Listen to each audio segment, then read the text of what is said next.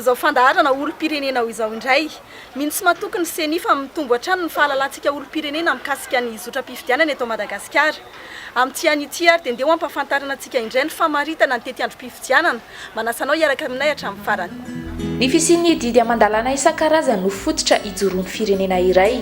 Ny lalàna fehizoro laharana faharoa ambin'ny folo sy roa arivo tsipika aotra dimy no fehezan-dalàna momba ny fifidianana eto Madagasikara amin'izao fotoana rehefa vita ny diniky ny fitsarana avy momba ny lalam-pandrenana ny faha 5 marsa 2024 lasa teo. Miankina amin'ny fehim-potoam-piasan'ilay olo-mofidy voakasiky ny fifidianana no hamaritana voalohany ny tety androm-pifidianana. Raha ny lalàna misy amin'izao fotoana dia ny fahefana mpanantanteraka ny mamoaka ny didim-panjakana izay mamaritra izany datim-pifidianana izany. Didim-panjakana raisina eo anivon'ny filan-kevitry ny gouvernemanta no mamaritra ny datim-pifidianana ary manaika miantso ny mpifidy an-datsabato amin'izany datim-pifidianana zany. Io didim-panjakana mamaritra ny datim-pifidianana io raha ny voalazan'ny lalàna dia tsy maintsy mivoaka farafaha-kely 90 andro mialohan'ilay datim-pifidianana izay faritany eo anivon'ny filan-kevitry ny gouvernemanta. Izay zany ny voalazan'ny lalàna. Rehefa mivoaka io datim-pifidianana io, mivoaka io didim-panjakana io dia mikarakara ireo zotra-pifidianana mifandраika amin'izany amin'izay no atao amin'ny seni amin'izao fotoana izao. Toy izao manaraka izao ary ny fanazavana entin'Andriamatora Ankotonarivo Thierry filoha-hevitra eo anivon'ny seni mikasika izay vanim-potoana anatanterahana ny fifidianana eto Madagasikara izay.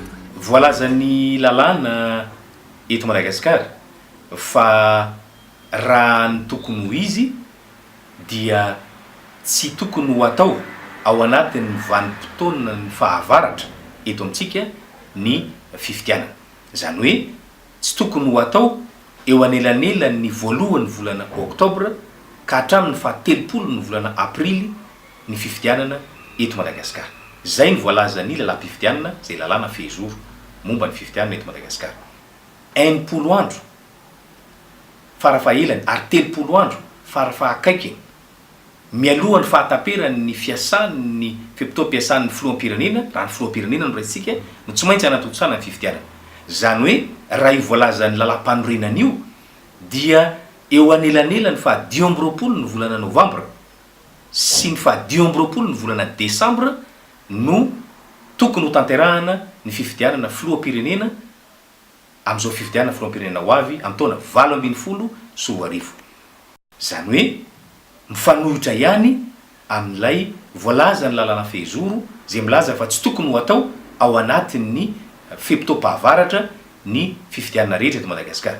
Io zany io tranga io zany no nilazako tery am-piandohanany hoe na dia eo aza ny fehim-potoana faritany ny fehim-potoam-piasan'ny ilay olom-boafidy na dia eo aza ny voalazan'ny lalàna isan-tsokadiny dia misy ihany indraindray ny tranga tsy azo anoarana zay tsy maintsy ny fitsarana avy momba lalam-panorenana no manambara ny fahitana fototran'izany ka ahafahana mandroso an'ilay datim-pifidianana na mampihemotra an'ilay datim-pifidianana.